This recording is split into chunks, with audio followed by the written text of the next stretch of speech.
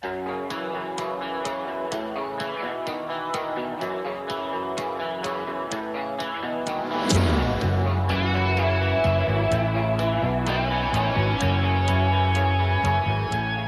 voilà le mandrin dans son jus. Donc c'est un mandrin diamètre 200. Donc avec attachement cylindrique derrière. Donc le plus standard des standards. De marque Andy. Donc je sais pas si c'est... ça doit être une marque française, mais je sais pas si ça existe encore ou on trouve encore des pièces détachées, je ne sais pas. J'ai pas regardé. Donc habituellement j'utilise un mandrin Ladner sur mon tour, mais c'est vrai qu'ici je préfère changer. Pourquoi je vais changer de mandrin? Je vous explique. Déjà pour la taille, c'est vrai que l'autre jour quand j'ai usiné le plateau de la perce à colonne que j'ai toujours pas monté, j'étais un peu embêté pour la prise de mandrin puisqu'en fait j'ai que mandrin diamètre 160, mon plus gros que j'avais. Et c'est vrai que j'étais plus ou moins embêté, etc. Je peux pas modifier comme je veux les morts, etc. pour avoir une bonne prise. Alors le grand-père avait ce mandrin qui lui servait pas. Et il m'a dit, bah tiens, il est bien puisqu'il a les semelles. Donc c'est-à-dire il a des semelles rapportées.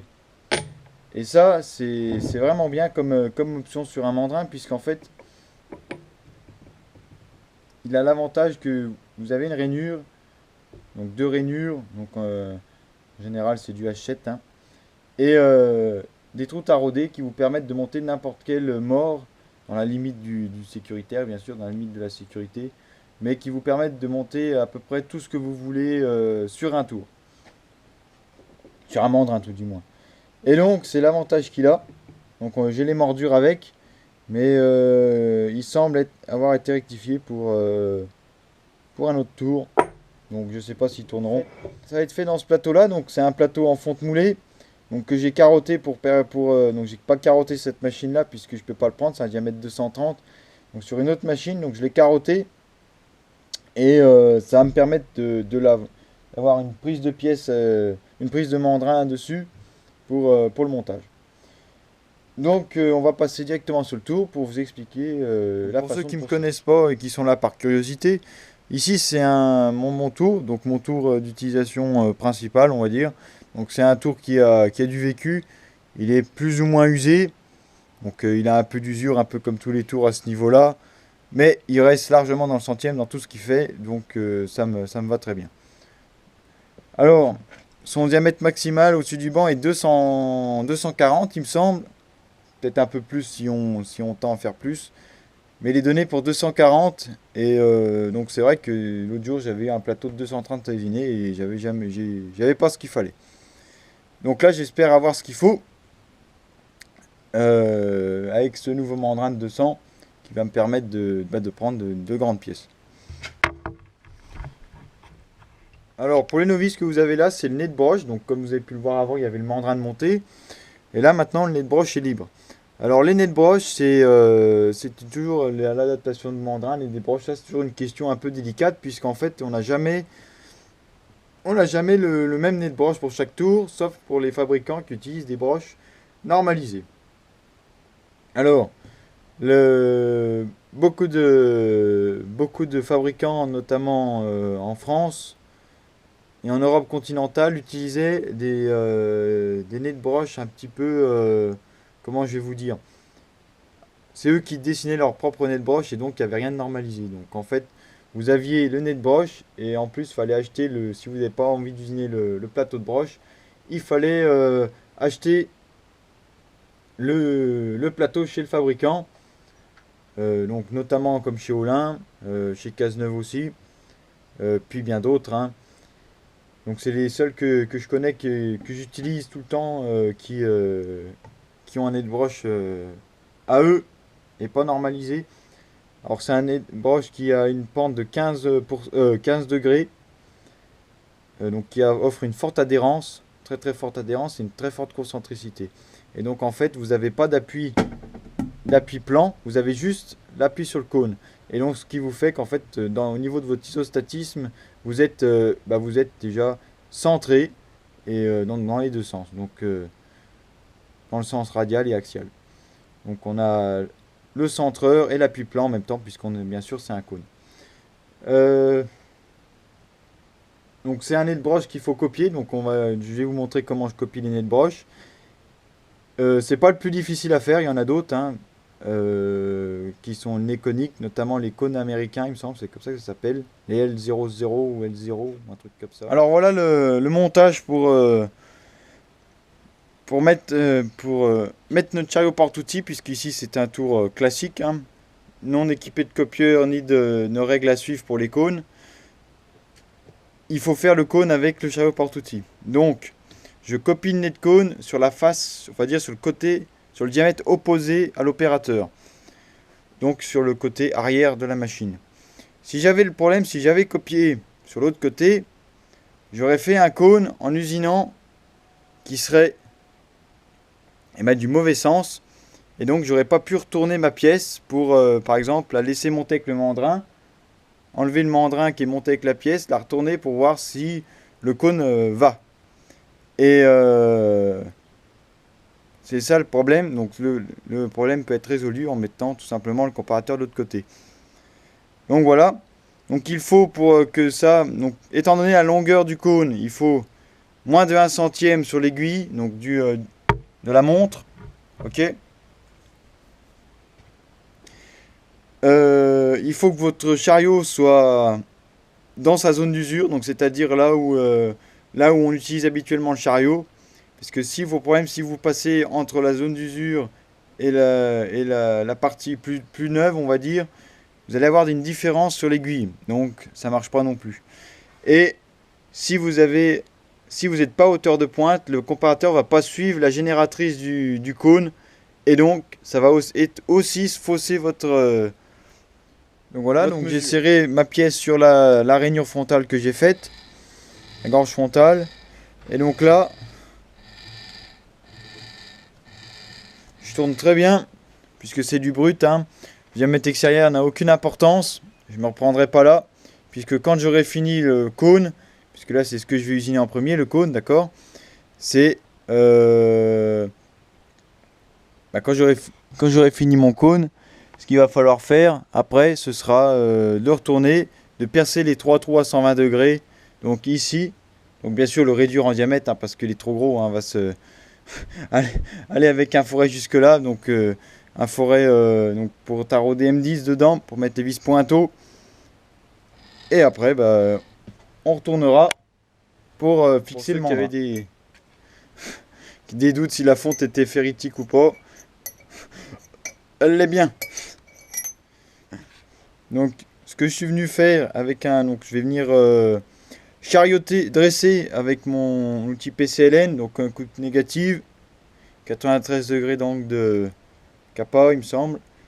Et donc, je vais tout simplement venir charioter tout du long comme ça, pour mettre la face bien plane, et ensuite avoir un bonne perpendicularité, même si elle ne sert pas à grand chose, je vous l'accorde, mais ça permettra d'avoir une bonne perpendicularité entre ma face ici et mon cône. La fonte, c'est une matière qui se coupe très très bien, donc avec un copeau très long, pardon, et c'est l'avantage qu'elle a. Le désavantage, c'est que ça fait de la poussière, ça vole dans l'atmosphère. Donc il y en a qui lubrifient la fonte, moi je lubrifie pas, j'aime pas ça du tout, puisqu'après ça fait une espèce de pâte au fond du bac. J'aime pas du tout ça. Mais vous pouvez lubrifier si avec de l'eau, hein, pas avec de l'huile. Hein. Vous pouvez lubrifier avec de l'eau, enfin je m'entends, hein, de l'huile soluble, pour éviter les poussières. Moi je préfère utiliser à sec. Donc j'ai la porte ouverte, je me tiens à distance. Il faudrait peut-être mettre un masque. Bon. Donc c'est parti. Donc je vais pas tourner très vite hein, au début, puis après j'accélérerai avec le variateur. Donc on a un peu de faux rond, de voilage, quoi. Parce que je vais pas forcément bien tapoter dans les morts, etc. Et je vais prendre 5 dixièmes, 1,5 mm, parce que ça m'a pas l'air bien plus. Donc avec le traînard, j'avance de 5 et je vais avancer à 1/10 par tour.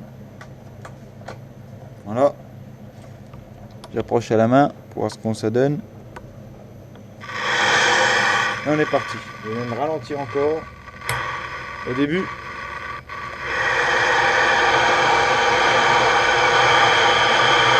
c'est plus un moment d'un 4 morts. Hein.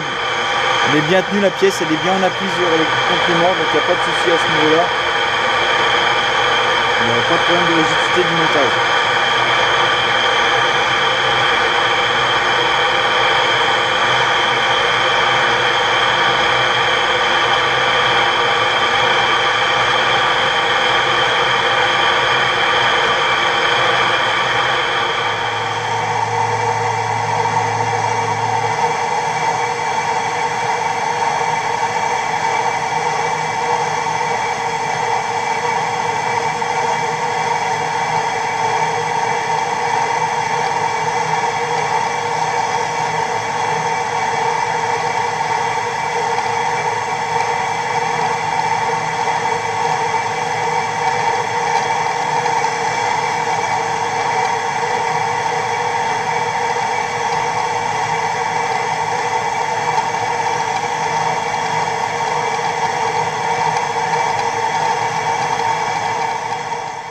Alors, ici c'est un plateau que j'avais déjà réalisé, donc pour le mandrin que j'utilise normalement, tous les jours, quoi.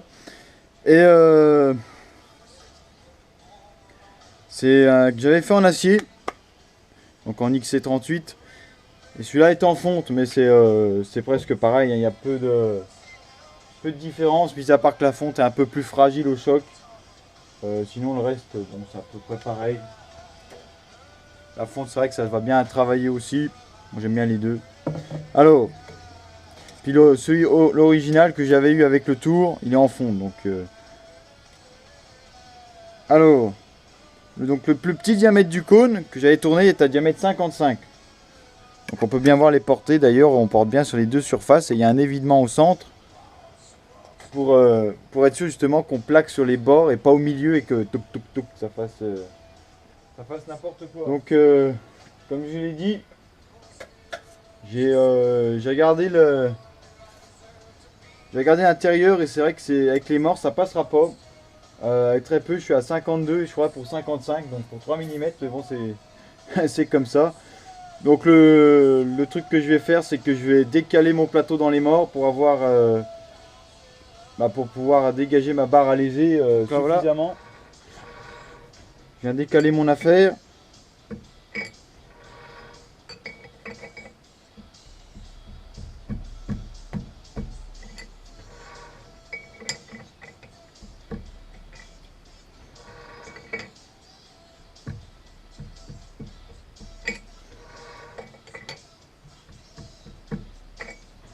Donc il faut laisser suffisamment d'espace à... Voilà. Et donc là, je ne sais pas si vous allez le voir à la caméra, mais j'ai de l'espace maintenant pour placer avec mon outil. Alors voilà j'ai réussi à centrer. On peut faire encore une petite vérification au niveau du diamètre.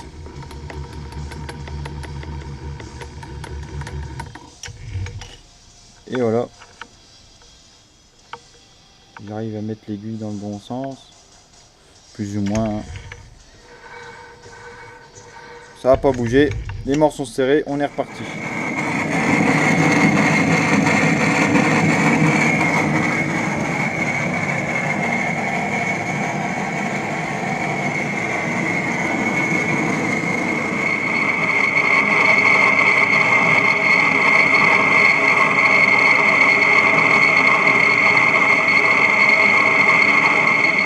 Sur mon transversal pour donc éviter avec le jeu de la vis parce que j'arrive un peu plus dur, je suis un peu serré sur le lardon ici, que ça va pas se toc toc toc toc toc, que ça bouge pas dans tous les sens. Donc là je vais y aller.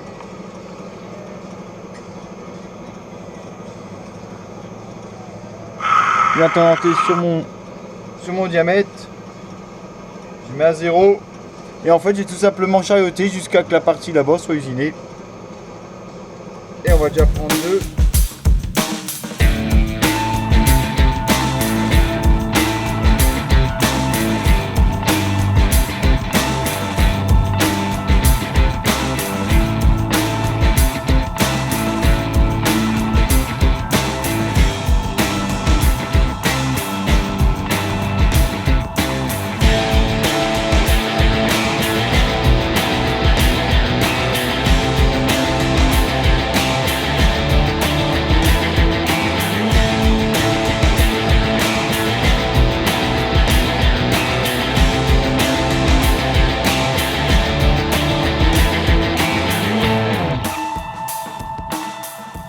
Là j'ai fini le cône, je vais mettre un coup de papier de verre parce que la fonte le fini laisse à désirer, puis la plaquette est un peu raide, heurchée même je dirais.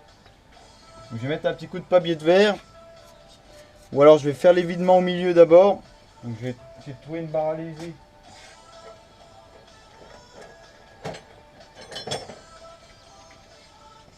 Ça par exemple, ça sent. En plus il y a une paille au milieu là, donc ça va.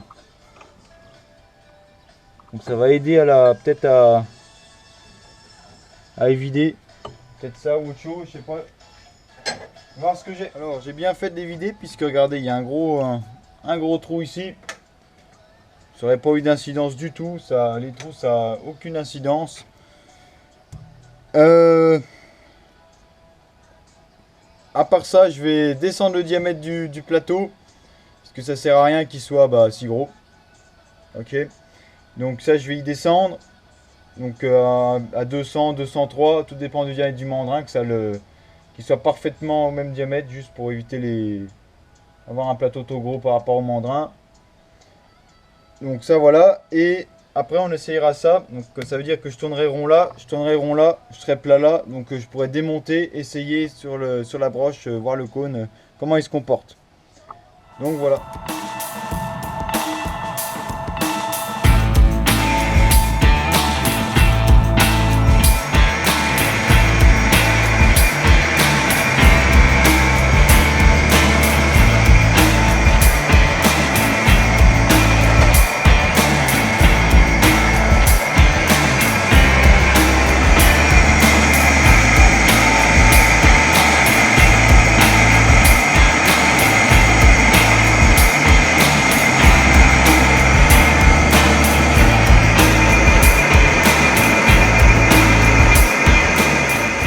J'ai pu le voir, l'ébauche a été longue. Mais j'ai bien fait de l'enlever maintenant, comme ça c'est fait. Je vais pouvoir casser l'angle, les deux angles, et puis continuer. Donc voilà le plateau et le mandrin. Ah donc il est encore un peu grand. Mais voilà. C'est vrai qu'à bout de bras, c'est pas léger. Hop là.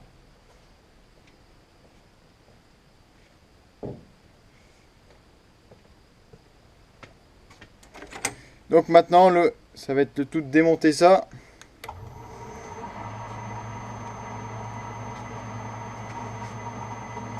On va casser les angles pendant la manœuvre.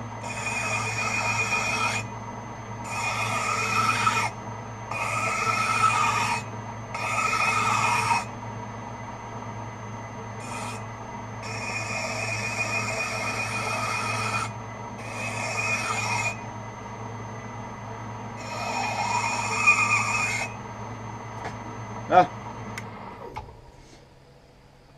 Donc là voilà. Et donc là maintenant ce qu'il faut faire c'est démonter le mandrin et essayer directement dans le cône. Donc normalement il aurait fallu faire un repère avec la broche etc. Mais là je peux pas.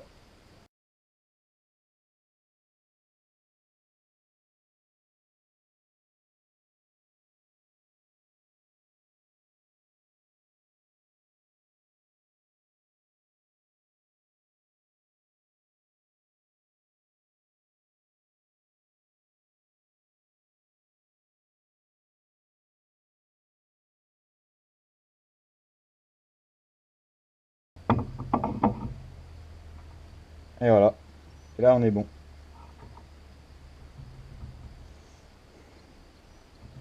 On est pas mal du tout. On se rend pas compte puisqu'on a le poids du mandrin derrière. Faut encore gratter un peu. Je vais mettre du bleu pour voir où sont les points de contact. Oui.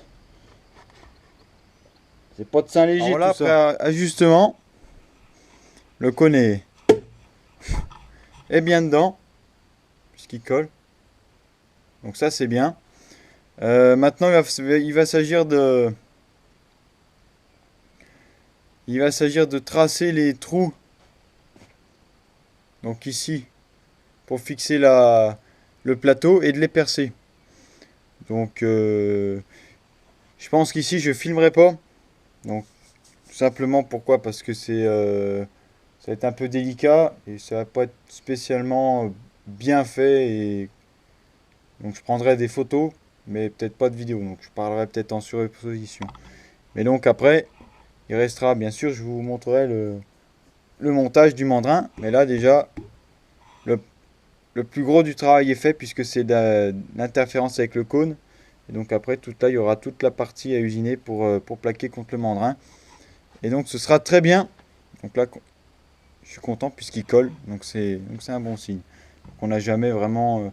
on peut avoir une pente de zéro, hein, on peut avoir zéro jeu. Mais là, j'ai un tout petit peu de jeu. Donc c'est très bien. Satisfait. Donc voilà de travailler avec la fonte. Hein. Euh, Dommage que ce soit une fonte coulée, mais sinon elle s'usine plutôt bien. Donc j'ai fait un... Voilà, donc vous avez vu, j'ai mis le PCL à l'envers, etc. Donc c'est bien. Mesdames et messieurs, rebonjour à tous. Alors on continue la vidéo d'adaptation du mandrin, qui est juste là. Entre le début et la fin de cette vidéo, il s'est passé 2 semaines, d'accord? J'étais en train de tracer les trous là, pour ce plateau, pour ce mandrin. Et j'entends clong dans mon tour. Je me suis demandé ce que c'était. Je me suis approché. C'était mon variateur qui m'avait lâché. Alors à l'arrêt, il a lâché à l'arrêt, donc ce qui est bizarre. Mais je pense sérieusement que ça doit être de ma faute. Tout simplement pourquoi? Parce qu'il était posé à l'horizontale. Et je pense que ce genre de choses, ça aime pas trop l'horizontale. Puisqu'en fait l'air doit circuler verticalement donc sur le dissipateur de chaleur derrière en alu. Et ce que j'ai fait, bah, c'est pas bon, puisqu'en fait, bah, du coup, la chaleur se circulait pas derrière, mais remontait par les composants. Et puis, à mon avis, donc j'avais tiré pas mal de fois pour diminuer ce diamètre. Et donc, à mon avis, ça a pas dû lui plaire. Et donc, il avait complètement, la chaleur a été remontée à la partie commande et ça a explosé un composant logique, il me semble. Ça ressemblait à ça. Et donc du coup, en urgence, j'en ai acheté un autre. Donc voilà. Et à ce moment-là où j'étais en train de chercher pour acheter un nouveau variateur, donc un chinois, bien sûr, on va pas se le cacher, hein. J'ai pas honte. Euh, Au moment où j'ai acheté, je voulais acheter un nouveau variateur, une vidéo d'un gars qui fait aussi des vidéos sur YouTube, qui s'appelle Steve Jordan, donc il y a un tout petit atelier chez lui avec des machines, des petites machines. A eu aussi, presque au même moment que moi, un problème de contrôleur, mais pour un variateur continu. Et donc en fait, il a tout simplement viré le variateur continu, puisque maintenant c'est vrai que c'est tellement plus appréciable ces choses-là. Et, euh, et donc il a acheté celui-là, donc je sais pas si vous le voyez, hein, bon, c'est comme l'autre, c'est gris, c'est rouge. Et donc en fait, j'ai dit, bah, je vais acheter le même que ça, puis finalement ça marche super bien. On peut voir différentes choses. Qu'est-ce qu'on peut voir? Il me semble Voilà, on peut voir différentes choses. On peut voir la température, 33 degrés. Ça, je sais pas c'est quoi. Ça, c'est E. F, ça, c'est la fréquence. R, ça doit être les tours minutes. Ça, c'est l'ampérage qu'on tire. Hop, pardon. Faut se mettre sur une vitesse, c'est mieux. Donc, je consomme 1 ampère. Donc, en charge, je sais pas ce que ça donne. J'ai pas regardé. Température 33, puis ça, je sais pas. Je sais pas ce que c'est. Peut-être les heures de vol, j'en sais rien. Donc voilà. Donc ça marche pas trop mal. Il a fallu que je reprenne le circuit de câblage. Donc je l'ai bien posé, je l'ai fixé sur une plaque en contreplaqué. Donc que j'ai fixé derrière sur le bâti. Donc maintenant l'air pourra bien circuler de haut en bas. Donc voilà. Donc c'est un moteur en plus qui va super bien. Donc j'ai pas mal de puissance. Donc voilà. Donc on est reparti donc pour la fabrication. J'ai fait 2-3 petites bricoles dessus, donc j'ai simplement percé des trous. Vous n'avez pas vu plus que ça. Donc là je suis en train de surfacer. Et donc je vous reprendrai quand j'aurai fait la bonne dimension et pour faire le charlotage du petit épaulement. Donc là je suis en train de surfacer. Donc j'ai préféré monter l'outil à l'envers. Comme ça les copeaux tombent directement dans mon bac. Donc il y a un peu de poussière, j'essaye de pas trop rester devant. La fenêtre est ouverte, donc de toute façon, la porte est ouverte, donc du coup ça a tendance à partir. Ouais, donc j'ai pas de problème de coupe jusqu'à présent. C'est le premier essai, hein, j'ai installé hier. Et donc ça marche plutôt bien, je suis assez satisfait du résultat. Donc j'ai pas d'alim malheureusement pour la lampe. Sur l'autre j'avais une alim 12 volts. Du coup je peux avoir mon témoin d'allumage là, mais sinon tout le reste fonctionne. Donc voilà. Donc là ça va être la dernière passe de surfaçage. Et ensuite j'attaque l'épaulement. Alors l'épaulement de l'autre côté est de 162. Là je suis à plus de 166, donc on va prendre une passe. Pas tourner trop vite.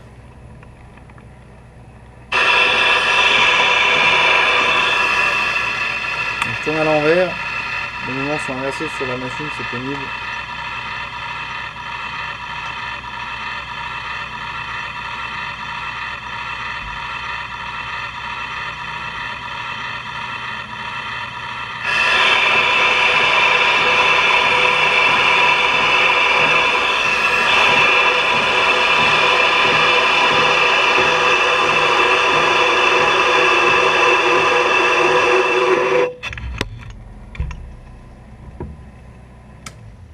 Donc, ce que je suis venu vers, c'est que je suis allé un peu plus loin avec ma plaquette. Donc c'est des plaquettes qui vont bien, c'est des plaquettes pour la fonte. Donc elles n'ont pas de brise-copeaux. Donc je suis venu un peu plus loin tout simplement pour dégager le rayon de plaquette, puisque c'est un gros rayon de plaquette, hein, c'est un 1-2. Donc c'est assez gros. Donc là je vais prendre une petite mesure. La mesure s'impose.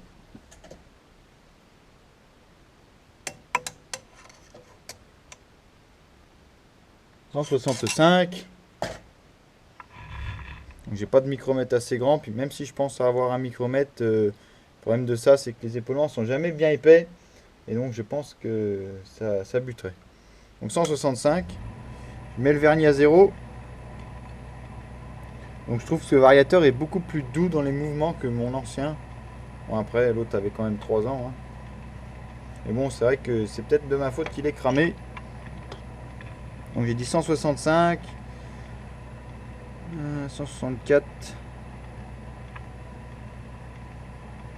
163.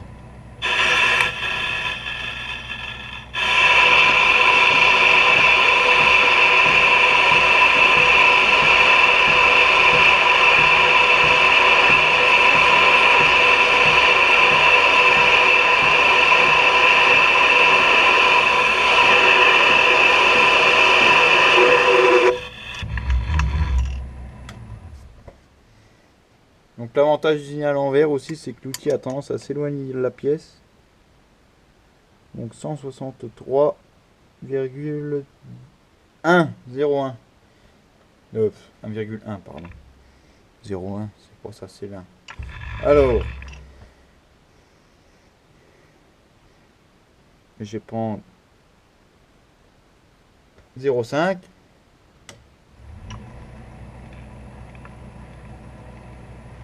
0,6 même. Pourquoi? Comme ça je pourrais faire 0,4 et 0,4 après.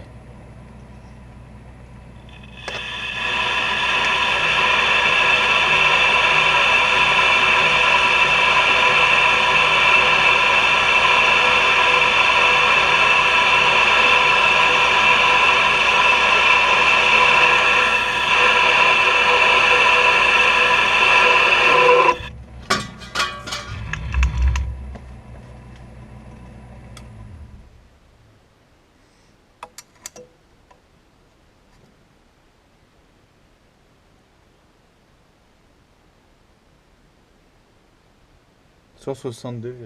Donc voilà, donc je l'ai monté. Donc comme d'habitude, j'ai préféré laisser 2-3 petits centièmes à enlever à la lime pour avoir un meilleur feeling avec l'épaulement. Et donc là voilà, là il tourne bien.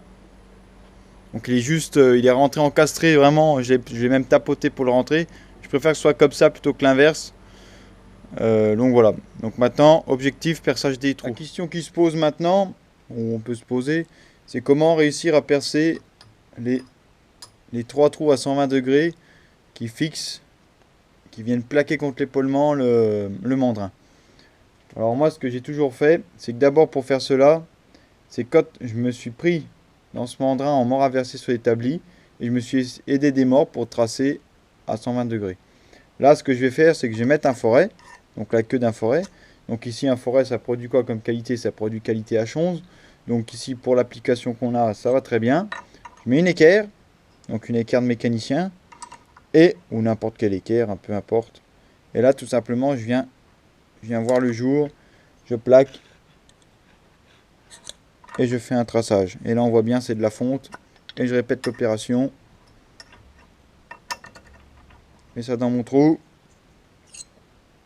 Équerre, qu'elle rectifier, pas du bon sens, mais c'est pas grave.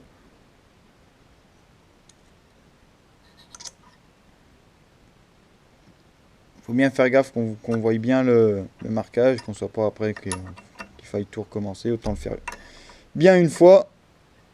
Je viens plaquer l'équerre contre la face de la arrière et contre le forêt. Et voilà. Et là, j'ai mes trois centres, enfin mes trois repères à 120 degrés. Donc ensuite,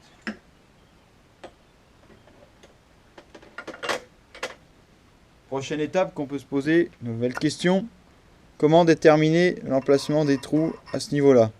Et bien, tout simplement, je vais prendre en référence avec un vieux pied à coulisse et tracer avec le bec tangent à la surface pour que ça marche. Donc c'est une autre méthode d'ajusteur qui marche bien. Donc on va faire ça comme ça. Donc là, pointage de mes trois trous à 120 degrés.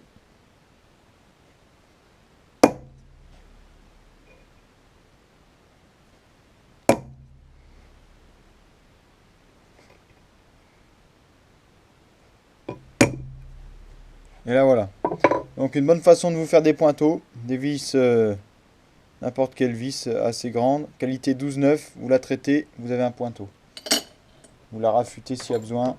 Si elle se casse, vous la détrempez. Puis vous la retraitez après, puis ça marche. Donc voilà, donc là on a bien les trois trous à 120 degrés. Donc là je vais percer à diamètre 10, mes vis sont diamètre 10, donc passage diamètre 10. Donc sur la colonne, et on se prend après. Donc il a fallu que je perce plus gros, tout simplement. Pourquoi? Parce que ma table là-bas est aussi précise qu'une charrue. Alors il fallait absolument que je ragrandisse un tout petit peu les trous, donc j'ai passé à 12. Mais c'est pas très grave. Donc j'ai mis de la tête hache parce que je passe derrière. Normalement on peut mettre, pour éviter tout ça, les trucs qui ressortent et tout en tournant, on peut mettre du CHC, mais j'ai un stock de vis comme ça à passer. Et ça gênera pas. Donc là voilà, maintenant on va monter ça sur la broche. Je vais essayer de lever le mandrin.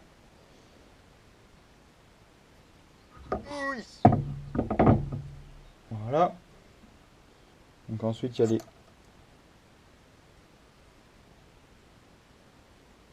les trois vis hachées à l'intérieur à serrer.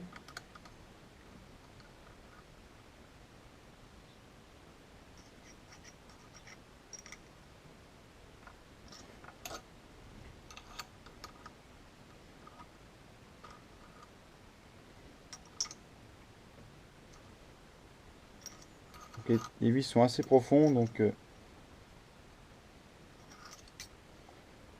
il faut utiliser un tube sur la clé Allen.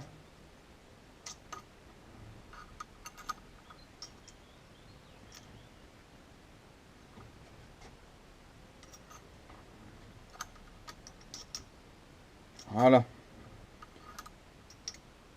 Il faut serrer assez généreusement, pas non plus comme un bœuf, ça sert à rien, mais assez quand même. Et donc là voilà.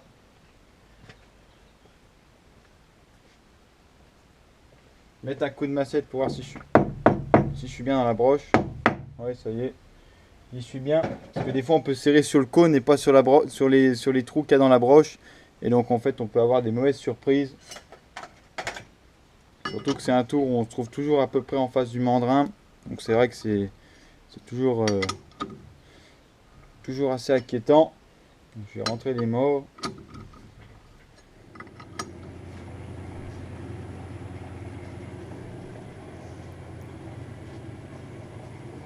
Donc voilà, je trouve que c'est